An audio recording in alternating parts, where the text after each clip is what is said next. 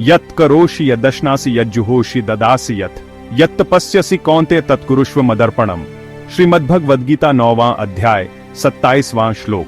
यह दिव्य श्लोक भगवान श्री कृष्ण के अमृत वचनों का सार है, जो उन्होंने धर्म संकट में फंसे अपने प्रिय मित्र और भक्त अर्जुन को सुनाया था।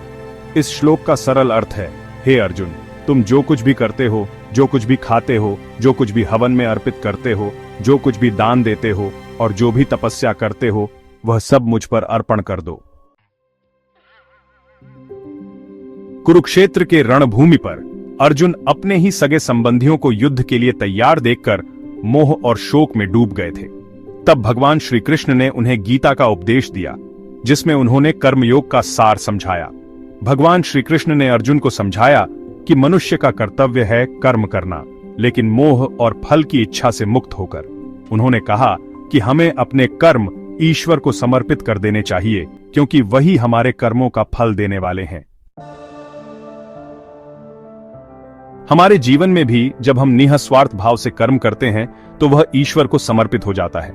जैसे एक मां अपने बच्चे को प्रेम से भोजन कराती है, वह कोई फल की इच्छा नहीं रखती, बल्कि वह अपना कर्तव्य निभा रही होती है।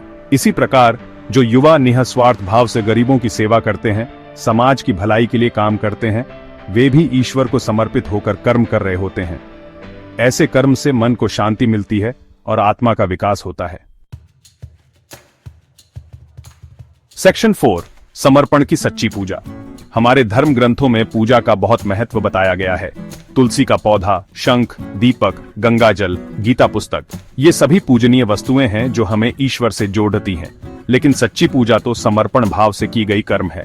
जब हम अपने मन, वचन और कर्म से ईश्वर को समर्पित होकर कार्य करते हैं, तो वही हमारी सच्ची पूजा बन जाती है।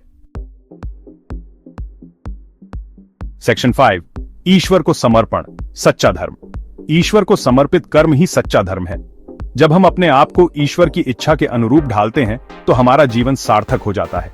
हमें मोह माया के बंधन से मुक्ति मिलती है और हम परम शांति को प्राप्त करते हैं।